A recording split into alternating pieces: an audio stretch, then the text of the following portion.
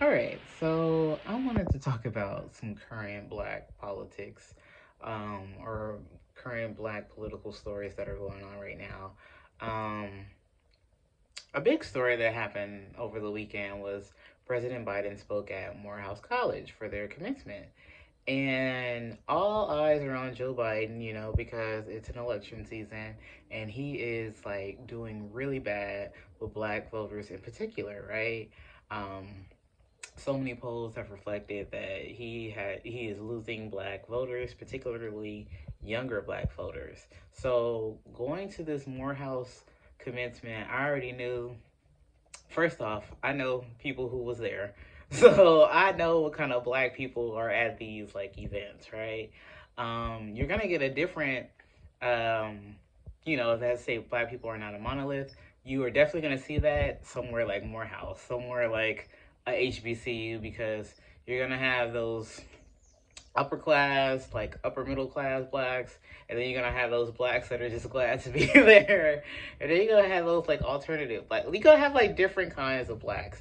So even at this commencement, seeing the different kinds of like protests that people decided to do, like within the ceremony, not just outside. There was like a big protest outside, but just it was going to be interesting to see what different kinds of black people would do, right?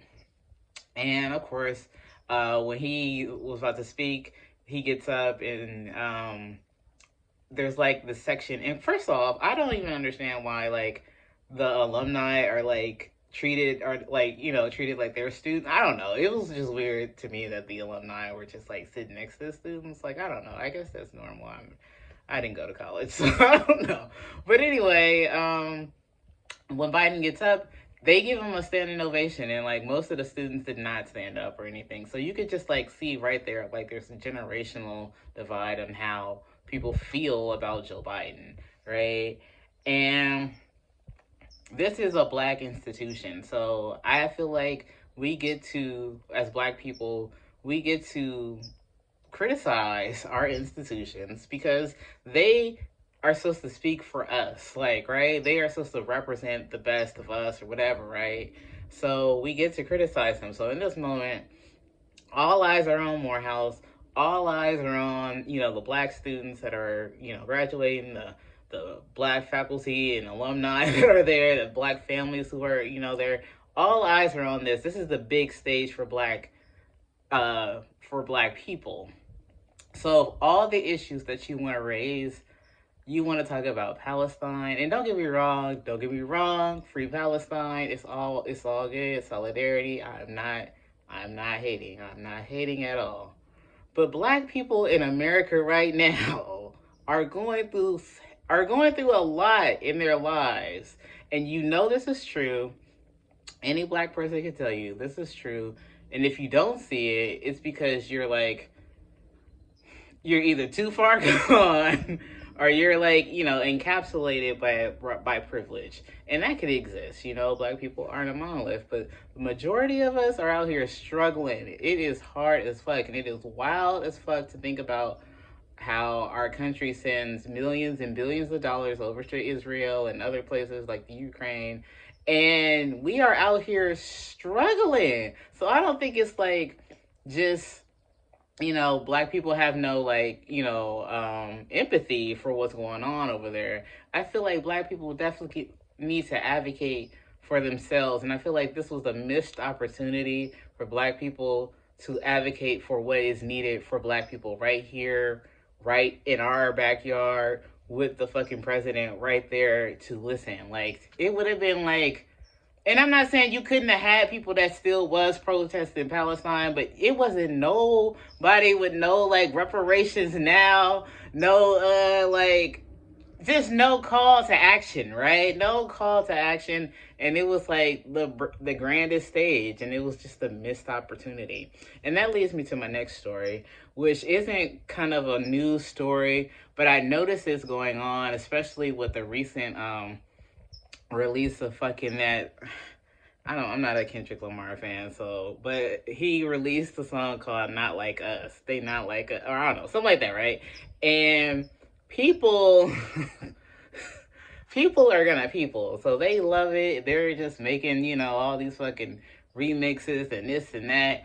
And in the song specifically, Kendrick is talking about a Black American experience. Like, he's talking about a Black American experience, and yet this song is being marketed like it's for anybody, right? And it's definitely been for everybody, which, hey, right? That's all, if he want to make music, like he want to make music, he want to make money. Okay, great, right? But this influence, this they not like us, has been hijacked by other people when it's supposed to be about a Black American experience. And Black Americans, I notice, especially online, but even in real life, like I notice Black people are really starting to notice how other Black people are different.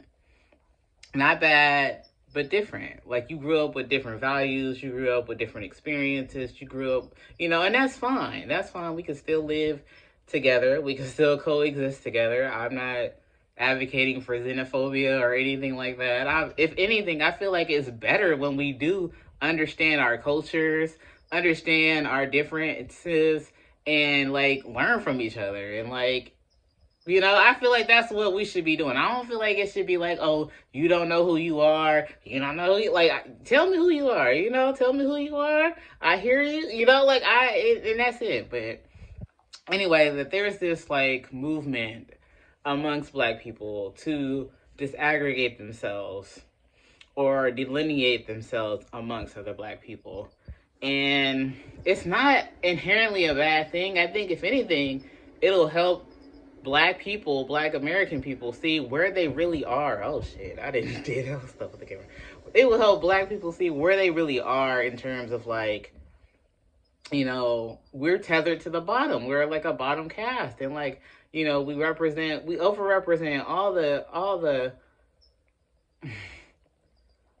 things that could be attributed to like being a wealthless group, being, a bottom caste, like all these different outcomes that just are uniquely happening to Black American people. It's not by, our own misfortune. It is definitely something that was done ahead of time, and that is showing its effects. Like, if anything, we are feeling the effects of being in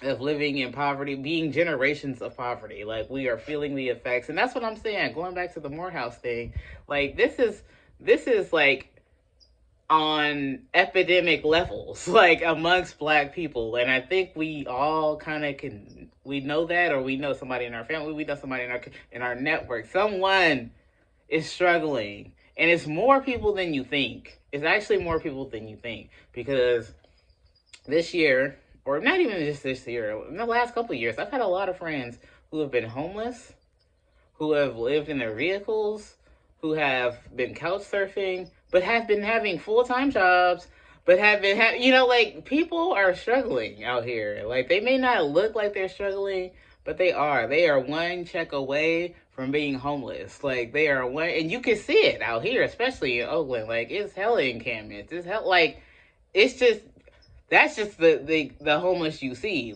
but it's a bigger amount, I feel like, that you just don't see. So all that to say that, like, I don't know, Black Americans, I just feel like we need to have some priorities in our politics.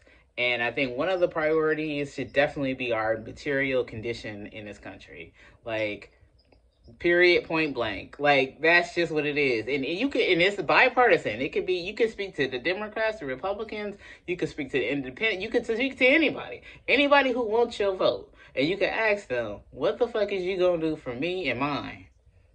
I don't think that's like, a horrible way to think about things. And it's also not to say that you don't care or you don't stand in solidarity with other people. Like, I feel like you definitely got to put on your fucking oxygen mask first before you can put on other people's. Like, it is what it is. And we can work in tandem. And I say work in tandem because I'm going back to say, like I was saying, how Black people are not on monolith. There are different ways to protest. I feel like strategically, like, if you want to do this, you want to do that, like, there's ways of doing that in tandem with other Black people, but also just prioritizing, Like, I don't know, just prioritizing our our our needs. And I feel like people who was turning their, like, at the ceremony, some of the students turned their backs to Joe Biden while he was talking. That would have been a perfect opportunity for somebody on their hat to have some shit about reparations, about delineation, about something that is just like imperative to Black people that they need to know right now. You know, like, it was just like a grand stage, and it definitely was not. It definitely, the moment just was not as captured like it could have been. But yeah, I don't want to talk about that.